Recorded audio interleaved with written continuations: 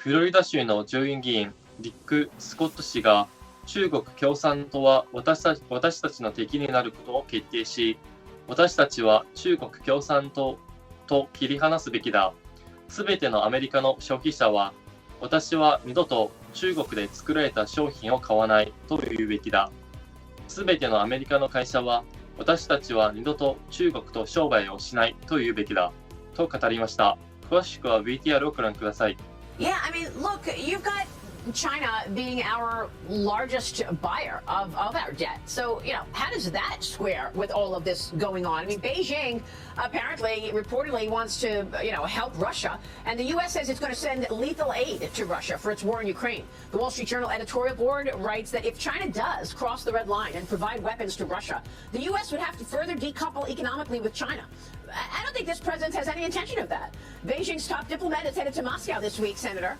And yet, China can unleash a deadly virus, killing Americans, 1 million Americans. China can produce fentanyl and send it to Mexico, killing 100,000 Americans by poisoning.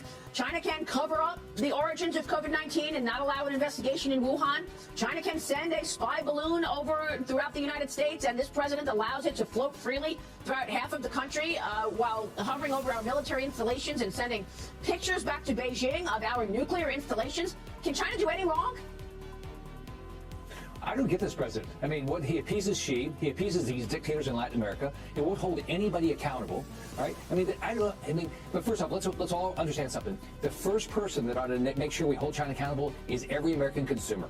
Every American consumer should say, I will not buy another product made in Communist China. The government of Communist China has decided to be our adversary. So we all have to do this. Every American company has to say, we're not doing business in China anymore. This makes no sense. We just passed a China bill. I didn't vote for it because it's a China bill that gives Intel the opportunity to just continue to do business in China just like they have. And they said they will continue to do business after they get all these billions of dollars, even if China invades Taiwan.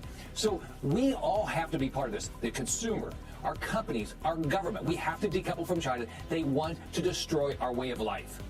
Well, you've got to tell corporate America that, who seems to be unfazed by continuing to fund the expansion of the CCP. I recognize it starts with policy, and this president is not changing policy. China still has most favored nations trade status.